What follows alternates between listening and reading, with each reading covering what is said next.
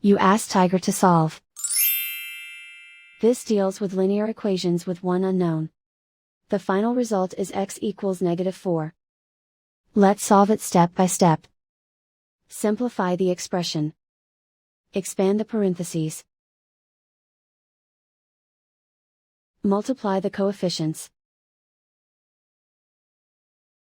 Simplify the arithmetic. Expand the parentheses. Simplify the arithmetic. Group all x terms on the left side of the equation. Subtract 8x from both sides. Group like terms.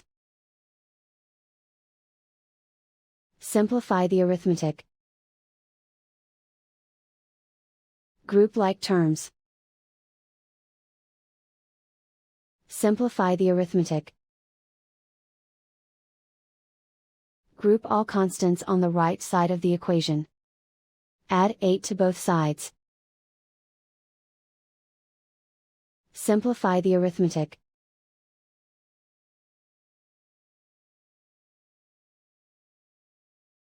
Isolate the x. Divide both sides by 4. Simplify the fraction. Find the greatest common factor of the numerator and denominator.